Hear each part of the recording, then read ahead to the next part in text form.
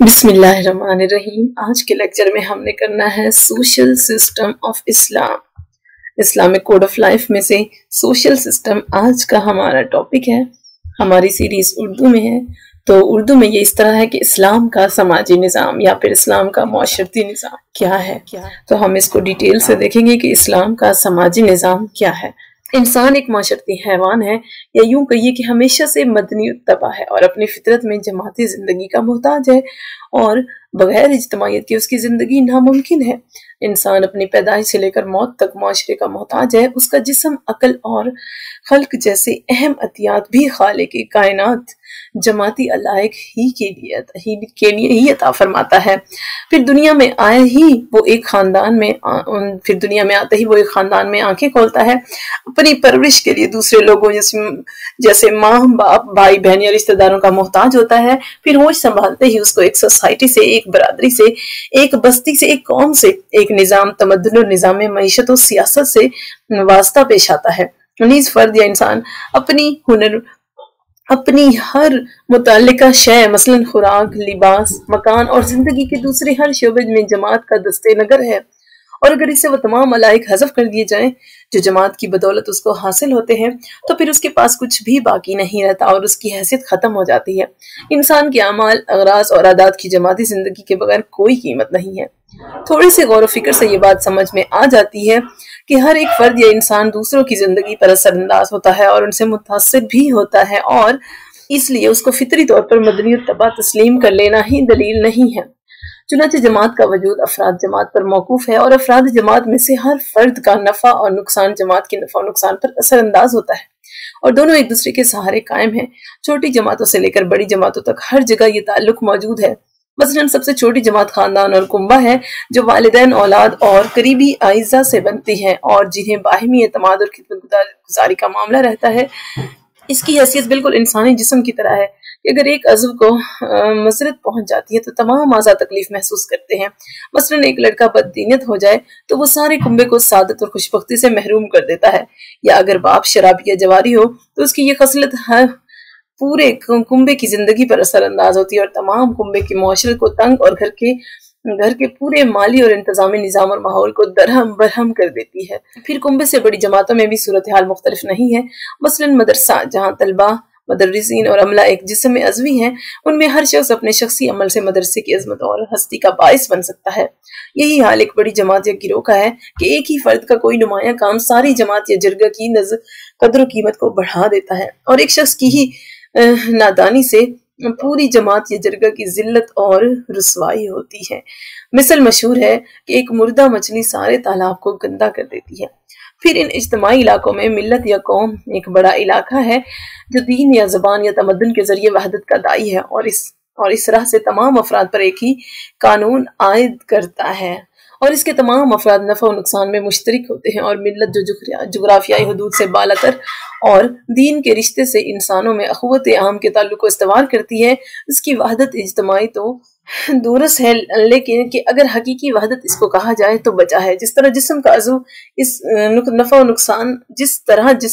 اس کو فائدہ یا نقصان پہنچاتا ہے، قوم اور امت کا جسم بھی اپنے افراد سے اسی طرح نفع و نقصان حاصل کرتا ہے۔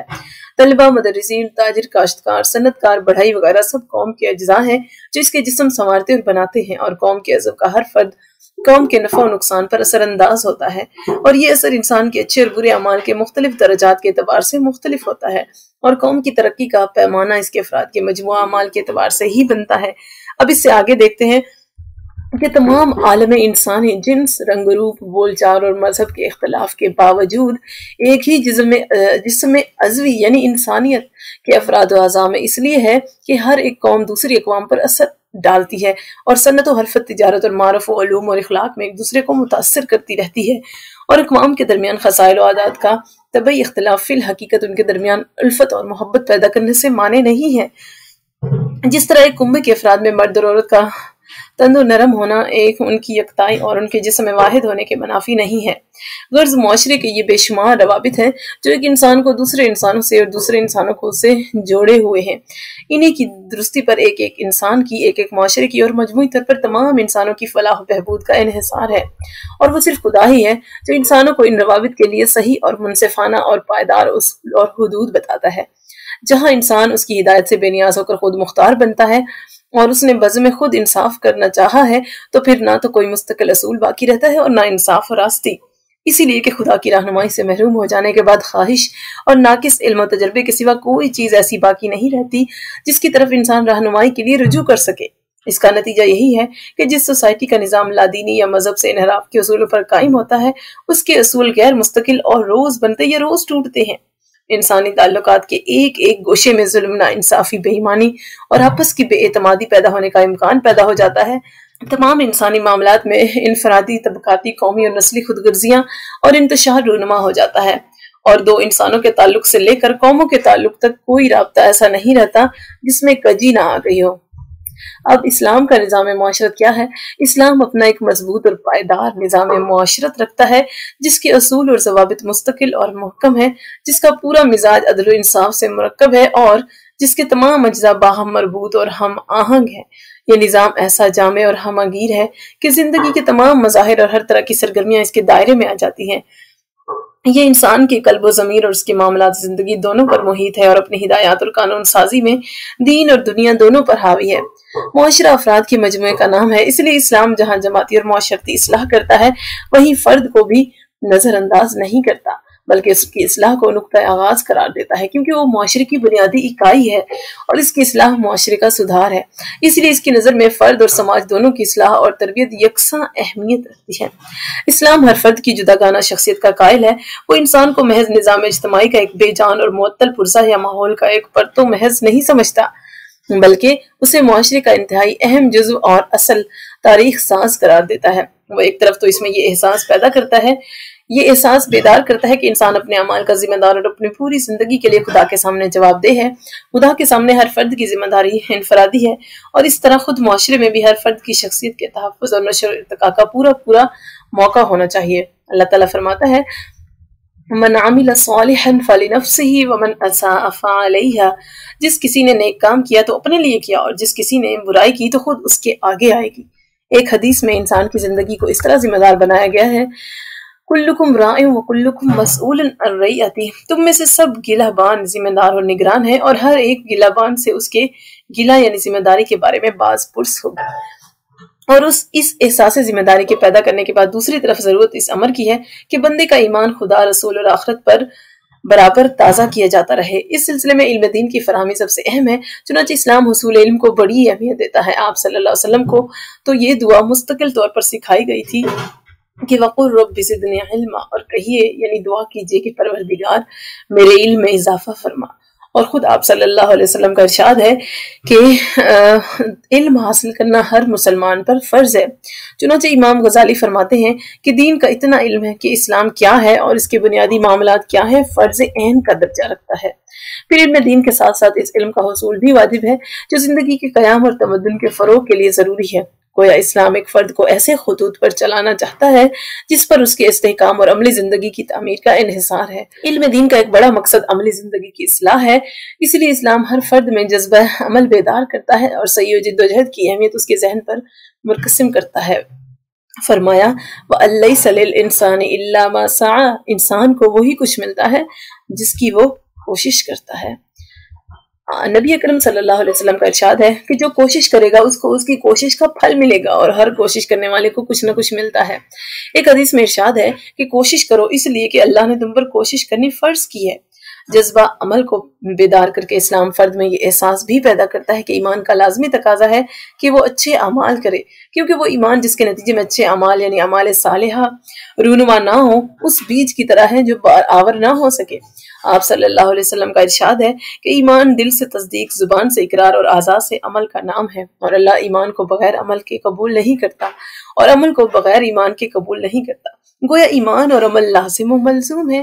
فرد کی اصلاح کا ایک مؤثر ترین ذریعہ اور اس کی تربیت کا ایک مستقل نظام اسلامی عبادات ہے، جس کا اسلام نے ایک مفصل پروگرام دیا ہے اور جس میں کسی کمی بیشی کی ضرورت نہیں، کیونکہ افراد و تفرید سے بچانا بھی اسلام کا ایک خاصہ ہے۔ اس کے نزدیک فرد کو نہ صرف دنیا کا ہو کر رہ جانا چاہیے اور نہ ہی راہب بن جانا چاہیے۔ دنیا داری اور دنیا سے اجتناب دونوں سے بچنا ضروری ہے، اس لیے اعتدال کی راہ سب سے بہتر ہے۔ آپ صلی اللہ علیہ وسلم کے الفاظ ہیں کہ ہر ایک کام میں اوسط درجہ یعنی اعتدال کی راہ بہتر ہے۔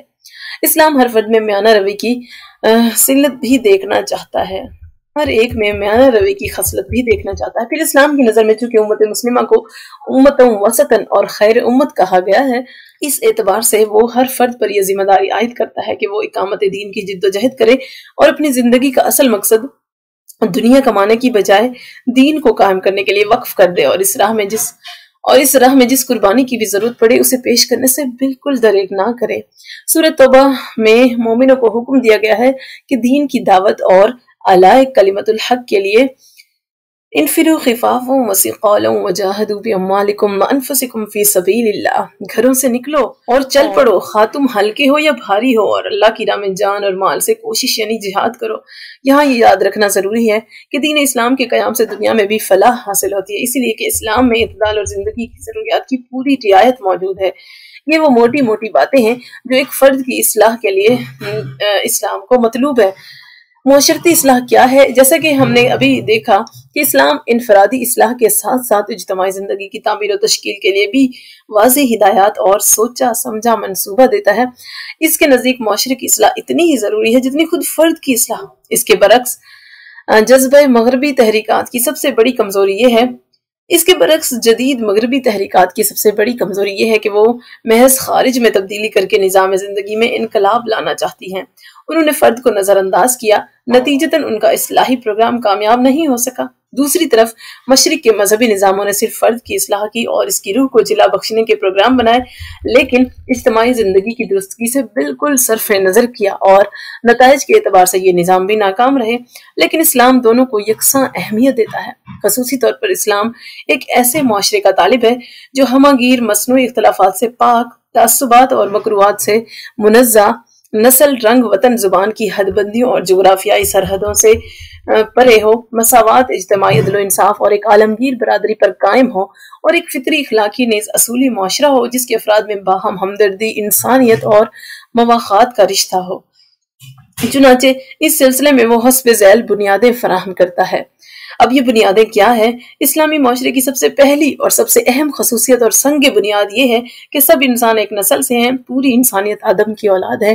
رنگ، زبان، نسل، قبیلہ، برادری، ملک، قوم کی فطری تقسیم باہمی تعارف کے لیے ہے، لیکن ان اختلافات کی وجہ سے تعصب یا تفریق یا امتیاز اور رنج یا اونچ نیچ پیدا کرنا غلط ہے، کیونکہ اسلام مساوات انسانی اور وحدت انسانی کی بنیاد پر اپنے تمام معاشرتی تعلقات استوار کرتا ہے۔ قرآن میں اللہ تعالیٰ فرماتا ہے، یا ایھا الناس انا خلقناکم من ذکر وانثی وجعلناکم شعوبا وقبائل لتعارفوا ان اکرمکم عند اللہ اتقاکم۔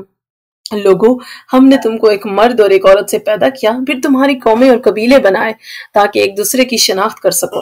تم میں سب سے زیادہ باعزت اور فضیلت والا اللہ کے نزدیک وہ ہے جو تم میں سب سے زیادہ تقوی والا ہے۔ ایک دوسری جگہ فرمایا، یا ایھا الناس اتقوا ربکم الذی خلقکم من نفس واحدۃ وخلق منها زوجها وبث منہما رجالا کثیرا ونساء۔ لوگوں، اپنے رب سے ڈرو، وہ رب جس نے تم کو اکیلی جان سے پیدا کیا اور اس سے اس کا جوڑا پیدا کر کے دیا، پھر ان دونوں کی نسل سے مردوں اور عورتوں کی ایک بڑی تعداد دنیا میں پھیلا دی۔ ایک حدیث میں ہے کہ لوگوں، بے شک تمہارا رب ایک ہے اور بے شک تمہارا باپ ایک ہے، اور ہاں، عربی کو اجمی پر، اجمی کو عربی پر، اور سفید کو سیاہ پر، اور سیاہ کو سفید پر کوئی فضیلت حاصل نہیں ہے مگر بجز تقوی کے، کہ وہی وجہ امتیاز ہے۔ ایک دفعہ آپ صلی اللہ علیہ وسلم نے ارشاد فرمایا کہ لوگوں، تم سب آدم کی اولاد ہو اور آدم مٹی سے بنے تھے۔ توحید صرف نظام کائنات میں وحدت اور خدائی کا تصور پیش نہیں کرتی، بلکہ وحدت انسان کا تصور بھی اس کا لازمی نتیجہ ہے۔ شان وحدت کی حامل یہ کائنات ایک ہی ارادے کا فیض ہے کہ انسان اسی کائنات کا ایک جزو ہے جو دوسرے اجزاء سے مربوط ہے۔ فردن نظام کائنات سے ہم آہنگ اور مربوط ہونے کا لازمی تقاضا ہے کہ افراد انسانی باہم بھی ہم آہنگ اور مربوط ہو کر رہیں۔ اسی بنا پر اسلام وحدت انسانیت کے نظریے کا قائل ہے کہ اس وحدت کی اگر اجزاء مختلف ہیں تو یہ بھی اتفاق و اتحاد کی خاطر اور متفرق ہیں، تو اس لیے کہ مجتمع ہو سکیں، مختلف راہیں اختیار کر کے ایک دوسرے سے تعاون سب کی منزل مقصود ہے۔ غرض انسان بحثیت ایک نوع بھی وحدت ہے اور بحثیت فرد بھی۔ اسلام کے اس تصور انسانیت کے ہوتے ہوئے ظاہر ہے کہ تمام انسان صاحب عزت و شرف ہیں اور سب کا سلسلہ ایک ہی ماں باپ پر منتہی ہوتا ہے۔ اسی لیے نہ تو یہ جائز ہے کہ کسی کو ہدف تعریض بنایا جائے، نہ ہی کسی قسم کا کوئی نسلی، وطنی، لسانی امتیاز کوئی حیثیت رکھتا ہے۔ شاہانہ خون کا دعویٰ آپ سے آپ باطل ہو جاتا ہے، ہر قسم کی عصبیت خود بخود ختم ہو جاتی ہے۔ ہاں، آدمی کو بزرگی صرف اس وجہ سے حاصل ہوگی کہ اس کے اخلاق زیادہ اچھے ہیں اور وہ خدا ترسی میں دوسروں سے زیادہ بڑا ہوا ہے۔ تمام مسلمان بھائی بھائی ہیں، دین کا رشتہ تمام مسلمانوں کو ایک وحدت میں جوڑ دیتا ہے۔ فرمایا، اللہ تعالیٰ فرماتا ہے انما المؤمنون اخوہ، لوگوں جو مومن یعنی اللہ پر ایمان رکھنے والے ہیں وہ آپس میں بھائی بھائی ہیں۔ سورہ آل عمران میں اللہ تعالیٰ نے فرمایا وَاعْتَصِمُوا بِحَبْلِ اللَّهِ جَمِيعًا وَلَا تَفَرَّقُوا، سب مل جل کر اللہ کی رسی کو مضبوطی سے تھامے رہو اور جدا جدا نہ ہو جاؤ۔ ایک حدیث میں ہے کہ ایک مومن دوسرے مومن کے لیے ایسا ہے جیسے دیوار یا بنیاد کے ہر جزو دوسرے جزو کو تقویت پہنچاتا ہے۔ تو اللہ پر ایمان رکھنے والوں کو ایک دوسرے سے رحم اور محبت اور مہربانی میں ایسا دیکھے گا کہ جیسے بدن ایک عضو بدن کا مریض ہو جائے تو سارے اعضاء بخار اور درد و کرب کے ساتھ شب بیداری میں اس کے شریک یعنی اس میں مبتلا ہو جاتے ہیں۔ اسی طرح ایک عقیدے اور ایک اخلاقی ضابطے کو تسلیم کرنے والے اسلامی معاشرہ تعمیر کرتے ہیں جس میں انسان اور انسان کے ملنے کی بنیاد ہی یہ عقیدہ اور ضابطہ ہوتی ہے۔ جو انہیں تسلیم کرے تو وہ خواہ کسی نسل، کسی ملک، کسی رنگ، کسی وطن کا ہو، اس معاشرے میں شامل ہو جائے گا جس میں سب کے حقوق اور معاشرتی مرتبے یکساں ہوں گے۔ پھر یہ معاشرہ جغرافیائی سرحدوں کو توڑ کر روئے زمین کے تمام خطوں پر پھیل سکتا ہے اور اس کی بنیاد پر ایک عالمگیر برادری قائم ہو سکتی ہے۔ اس کے برعکس جو لوگ اس عقیدے اور ضابطے کو نہ مانیں، یہ معاشرہ انہیں اپنے دائرے میں نہیں لیتا، مگر انسانی برادری کا تعلق ان کے ساتھ قائم کرنے اور انسانیت کے حقوق انہیں دینے میں اسے کوئی تکلف نہیں، ان کا علیحدہ معاشرہ بن جاتا ہے۔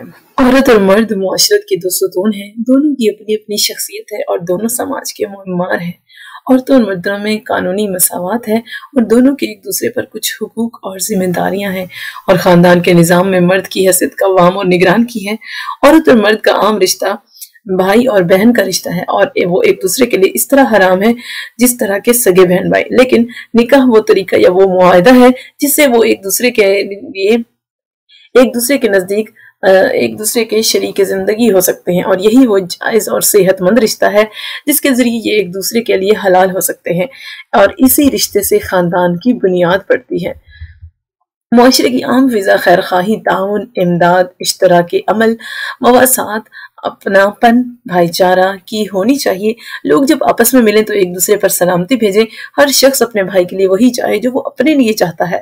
ظلم، غیبت، چغلخوری، کینہ پروری، سوء ظن، دھوکہ دہی، برا نام رکھنا، رشک، حسد، بغض، تجسس، الزام تراشی، بے حرمتی اور بے عزتی کرنے اور بیجا حرف گیری وغیرہ سے سب پرہیز کریں۔ نیکیوں میں ایک دوسرے سے تعاون کریں بلکہ سبقت لے جانے کی کوشش کریں اور برائیوں سے ایک دوسرے کو روکیں۔ چنانچہ القرآن میں اللہ تعالیٰ کا حکم ہے کہ وَتَعَاوَنُوا عَلَى الْبِرِّ وَالتَّقْوَى وَلَا تَعَاوَنُوا عَلَى الْإِثْمِ وَالْعُدْوَانِ، بھلائی اور نیکی کے کاموں میں ایک دوسرے کی مدد کرو اور ظلم اور گناہ کی باتوں میں ہرگز باہمی امداد و تعاون نہ کرو۔ اور سورہ قصص رکوع نمبر 8 میں ارشاد ہوا ہے کہ وَأَحْسَنُ كَمَا أَحْسَنَ اللَّهُ إِلَيْكَ وَلَا تَبْغِ الْفَسَادَ فِي الْأَرْضِ، لوگوں کے ساتھ بھلائی کرو جس طرح اللہ نے تم پر احسان کیا ہے، اور زمین میں طالب فساد نہ بنو۔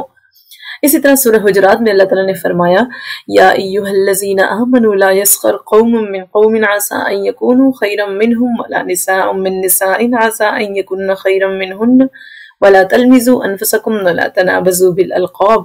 مومنو، کوئی قوم کسی قوم کا مذاق نہ اڑائے، ممکن ہے وہ لوگ ان سے بہتر ہوں، اور نہ عورتیں عورتوں کا مذاق اڑائیں، ممکن ہے وہ ان سے اچھی ہوں، اور اپنے مومن بھائی کو عیب نہ لگاؤ اور نہ ایک دوسرے کا برا نام رکھو۔ اسی طرح آگے ارشاد ہوا وَلَا تَجَسَّسُوا وَلَا يَغْتَبْ بَعْضُكُمْ بَعْضًا، اور ایک دوسرے کے بھید نہ ٹٹولو اور نہ کوئی کسی کی غیبت کرے۔ اسی طرح حدیث میں ہے کہ الدین النصیحہ، یعنی دین تو خیر خواہی کا نام ہے۔ مسلمان تو وہ ہے جس کی زبان اور ہاتھ سے مسلمان محفوظ رہیں، نقصان نہ اٹھائیں، اور مسلمان کبھی تانا دینے والا، گالی بکنے والا نہیں ہو سکتا وغیرہ۔ گویا اسلام معاشرے کی عام فضا کو حسنات سے بھر دینا چاہتا ہے، اور اس کی نظر میں زندگی تعاون، ہمدردی اور مواسات کا نام ہے۔ جس طرح امر بالمعروف اور نہی عن المنکر کو انفرادی طور پر انجام دینا ضروری قرار دیا گیا ہے، اسی طرح اسلام نے انہیں اجتماعی ذمہ داری کا تصور بھی پیدا کرتا ہے، اور पूरे मुआशरे में ये एहसास बेदार करता है कि वो नेकियों को कायम करने वाला, बुराइयों को रोकने वाला और एक दूसरे की मदद करने वाला हो। ऐसी इनफरादियत जिसमें दूसरों के हकूक का ख्याल ना रखा जाए और जो इज्तिमाई जिम्मेदारी के तस्वुर से ना आशना भी हो, इस्लाम को मतलूब नहीं। आप सल्लल्लाहु अलैहि वसल्लम के इरशाद के मुताबिक वो मुसलमान जो लोगों में घुल मिल कर रहे और उनकी अजियतों पर सब्र करता रहे, उससे बेहतर है जो लोगों से अलग थलग घुल मिल कर ना रहे और उनकी अजियतों पर सब्र ना करे। तुम में से हर शख्स राई है और तुम में से हर एक शख्स से उसकी रैयत के मुतालिक सवाल किया जाएगा। बस इमाम हाकिम है और उससे उसकी रैयत के बारे में बास पुर्स की जाएगी, और हर शख्स अपने अहल अयाल का हाकिम है और उससे उसकी रैयत के मुतालिक दरियाफ्त किया जाएगा। और औरत अपने शौहर के घर की निगरान है और उससे उसकी रैयत के मुतालिक पूछा जाएगा। और गुलाम अपने मालिक के माल का मुहाफिज है और उससे उसकी रैयत के मुतालिक बास पुर्स होगी। इन अमूमी हिदायत के बाद इस्लाम ने इंसानों के बाहमी हकूक फराइज का एक मुकम्मल निज़ाम भी दिया है, जिसमें भाई भाई के हकूक, अहले खाना के हकूक, रिश्तेदारों के हकूक, अहले मोहल्ला के हकूक, नीज गैर मुस्लिमों और आम मुसलमानों के हकूक, हत्ता के जानवरों और दरख्तों के हकूक तक को वाज़ेह और मुतअय्यन कर दिया है, ताकि इंसान महज जज्बात की रूह में बहकर नाइंसाफी का मुर्तकिब ना हो और मुआशरा सेहतमंद बुनियादों पर कायम और इर्तिकाब पजीर रहे।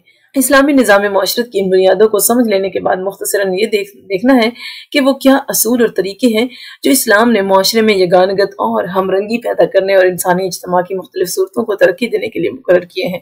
इस सिलसिले में इस्लाम ने कुछ मुस्तकिल इदारे कायम किए हैं, जिनका इजमाली खाका ये है। पहला, खानदान। ये इंसानी मुआशरत का अव्वलीन और बुनियादी इदारा है, इसलिए कि इस्लाम के मुआशरती निज़ाम में खानदान को बड़ी अहमियत हासिल है। खानदान की बुनियाद एक मर्द और एक औरत की बाहमी रफाकत से वजूद में आती है, और इन्हीं दो इंसानों से मिलकर बनने वाला छोटा सा इज्तिमाई दायरा इंसान की तमद्दुनी जिंदगी की सबसे पहली कड़ी है। इस्लाम के नजदीक मर्द और औरत की ये मुस्तकिल रफाकत एक खुले हुए मुस्तहकम मुआहिदे यानी निकाह के जरिए वजूद में आती है। ये निकाह एक ऐसा बाहुरमत रिश्ता है जो दोनों की मर्जी से और पूरे ऐलान के साथ जोड़ा जाता है। निकाह के बगैर मर्द और ज़न का ताल्लुक बदतरीन मासियत और एक ऐसा जुर्म है जिसकी सख्त तरीन सजा मुकर्रर है।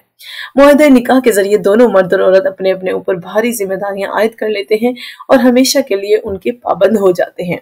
और इस रिश्ते की वजह से जो एक छोटी सी वहदत बनती है, मर्द उसका निगरान और नाज़िम आला होता है और इस हैसियत से वो अपने अहल और अयाल की दुनियावी ज़रूरतों और उखरवी फलाह दोनों का ख्याल रखने वाला है, जिसके लिए वो जवाबदेह है। और बीवी उसकी ज़ेरे हिदायत घर का नज़्म नस्क चलाती है, और इस हैसियत से उसकी जिम्मेदारी ये है कि वो न सिर्फ घर के अंदरूनी नज़्म नस्क को संभाले बल्कि शौहर की हकीकी रफाकत करे और अपनी इफ़्फ़त को पूरी तरह महफूज रखे। फिर औरत और मर्द के इस मिलाप से एक नई नस्ल वजूद में आती है। फिर इससे रिश्ते, कुंबे और बरादरी के दूसरे ताल्लुकात पैदा होते हैं और बिलाखिर यही रिश्ते फैलते फैलते एक मुआशरे तक जा पहुंचते हैं। नीज़ खानदान ही वो इदारा है जिसमें एक नस्ल अपने बाद आने वाली नस्ल को इंसानी तमद्दुन की वसी खिदमत संभालने के लिए निहायत मोहब्बत, इसार, दिल सोजी और खैर खाही के साथ तैयार करती है। गोया ये इदारा वो तरबियत गाह है जहाँ इस्लाम अच्छे इंसान तैयार करना चाहता है और इखलाक हसना की इब्तदाई तरबियत इसी मकाम पर देता है, ताकि शुरू ही से बच्चे में इस्लाम का एहतराम पैदा हो और उसकी सीरत इस्लामी सांचे में ढल जाए। दूसरा है कराबत। खानदान के बाद रिश्तेदारी की सरहद है जिसका दायरा काफी वसी होता है। जो लोग माँ और बाप के ताल्लुक से या भाई बहनों के ताल्लुक से या ससुराली ताल्लुक से एक दूसरे के रिश्तेदार हों, इस्लाम उन सबको एक दूसरे का हमदर्द, मददगार और गमगुसार देखना चाहता है। कुरान में जगह जगह रिश्तेदारों से नेक सलूक का हुक्म दिया गया है और हदीस में सीला रहमी की बार बार ताकीद के साथ उसे बड़ी नेकी शुमार किया गया है। लेकिन इसका कतई ये मतलब नहीं है कि इस्लाम के खिलाफ या नाजायज कामों में ताउन किया जाएगा और रिश्तेदारी और रिश्ता या कबीले की असबियत या फिर बेजा तरफदारी से काम लिया जाए। खून के रिश्तों को इस्लाम ने कायम रखा है और विरासत के कानून के जरिए इन्हें एक मुस्तकिल मकाम देकर सेहतमंद और फितरी एहसासात को दवाम अता किया है। और तीसरा महल्ला। रिश्तेदारी कराबत के बाद हमसायगी है। कुरान की रूह से हमसायों की 3 किस्में हैं। एक रिश्तेदार हमसाया, दूसरा अजनबी हमसाया और तीसरा आर्जी हमसाया, जिसके पास बैठने या साथ चलने का आदमी को इत्तफाक हो। ये सब इस्लामी अहकाम के रूह से रफाकत, हमदर्दी और नेक सलूक के मुस्तहिक हैं। इस बाब में नबी अकरम सल्लल्लाहु अलैहि वसल्लम के बहुत से इरशादात हैं। मसलन मुझे हमसाये के बारे में हकूक की इतनी ताकीद की गई कि मैं ख्याल करने लगा कि शायद अब उसे भी विरासत में हिस्सेदार बना दिया जाएगा। इसी तरह आप सल्लल्लाहु अलैहि वसल्लम ने फरमाया, वो शख्स मोमिन नहीं है जिसका हमसाया उसकी शरारतों से अमन में ना हो। और एक और हदीस में है कि आपने फरमाया, वो शख्स ईमान नहीं रखता जो खुद पेट भर कर खा ले और उसका हमसाया उसके पहलू में भूखा रह जाए। قرض اسلام ان سب لوگوں کو جو ایک دوسرے کے پڑوسی ہوں آپس میں ہمدرد، مددگار اور شریک رنج و راحت دیکھنا چاہتا ہے۔ وہ ان کے درمیان ایسے تعلقات قائم کرنا چاہتا ہے کہ وہ سب ایک دوسرے پر بھروسہ کر سکیں اور ایک دوسرے کے پہلو میں اپنی جان و مال اور آبرو کو محفوظ سمجھیں، اور ایسی معاشرت جس میں ایک دیوار بیچ رہنے والے دو آدمی برسوں ایک دوسرے سے ناآشنا رہیں اور جس میں ایک محلے میں کے رہنے والے باہم کوئی دلچسپی، کوئی ہمدردی اور کوئی اعتماد نہ رکھتے ہوں، اسلام کو مطلوب نہیں ہے۔ وہ ہر محلے کو معاشرے کا ایک فعال اور مؤثر جزو مانتا ہے۔ چوتھا ہے مسجد۔ معاشرتی تعلقات کو استوار کرنے کے لیے مسجد کی حیثیت ایک مستقل ادارے کی سی ہے، اور اسلام کا معاشرتی پروگرام مسجد ہی کے ذریعے زیادہ کامیاب ہو سکتا ہے۔ اس سلسلے میں مسجدوں کی صحیح تنظیم کو بڑی اہمیت حاصل ہے تاکہ مطلوبہ نتائج پوری طرح حاصل ہو سکیں۔ اور اسی طرح احترام روایات۔ مسلم معاشرے کی روایات صحیحہ یعنی عرف کا احترام اور ان کا استحکام بھی معاشرتی پالیسی کا ایک جزو ہے، کیونکہ اس کے ذریعے مسلم معاشرہ کبھی بھی اپنے ماضی سے نہیں کٹتا۔ اس کے معنی یہ نہیں ہے کہ روایات میں تبدیلی نہیں ہوتی۔ زندگی کے ہمہ گیر تقاضوں کی بنا پر ان میں تبدیلی ضرور ہوتی ہے، لیکن یہ تبدیلی مستقل اور خاموش ارتقاء کے ذریعے ہوتی ہے، کسی ہیجانی اور غیر معمولی بغاوت یا ماضی سے انقطاع کے ذریعے نہیں۔ اور نظام تعلیم، معاشرے کے سدھار، اس میں اسلامی اقدار کے تحفظ اور اپنے نظام زندگی کو نئی نسلوں کی طرف منتقل کرنے میں نظام تعلیم بنیادی اہمیت کا حامل ہے اور اسلامی معاشرت کا ایک بہت بڑا ستون ہے۔ اسی طرح حدود اور تعزیرات ہیں۔ معاشرے کی اصلاح کے تمام ذرائع اختیار کرنے کے بعد حدود و تعزیرات کا بھی ایک مکمل نظام اسلام نے ہمیں دیا ہے، جس کے ذریعے معاشرے کو ان افراد سے محفوظ کیا جاتا ہے جو تعلیمی، ترغیبی اور اخلاقی ذرائع سے اصلاح نہ قبول کریں اور معاشرے کے قانون کی خلاف ورزی کریں۔ ایسے لوگوں کو اسلام قرار واقعی سزا دیتا ہے تاکہ معاشرہ ان کی فتنہ انگیزیوں سے امن میں رہے اور اس میں فساد رونما نہ ہونے پائے، نیز سماجی جرائم کا انسداد کیا جا سکے۔ گو کہ ایک اسلامی معاشرے میں یہ جرائم غیر معمولی طور پر بہت کم ہوں گے، اس لیے ان سزاؤں کا نفاذ بھی شاذ و نادر بھی ہوگا، لیکن بہرحال قانون کی گرفت اسلام میں ناقابل شکست ہے۔ اسلام کی نظر میں قانون سے بالاتر کوئی نہیں ہوتا، امیر و غریب اور خواص و عام کا یہاں کوئی امتیاز نہیں ہے۔ اونچے سے اونچا شخص حتیٰ کہ حکمران وقت بھی قانون کا اسی طرح محکوم ہے جس طرح ایک بے کس فقیر۔ آپ صلی اللہ علیہ وسلم کے یہ الفاظ قانون کی بالادستی کی تاریخ میں اپنی نظیر نہیں رکھتے کہ اگر محمد صلی اللہ علیہ وسلم کی بیٹی فاطمہ بھی چوری کرتی تو خدا کی قسم میں اس کے بھی ہاتھ کاٹ دیتا۔ صحیح بخاری۔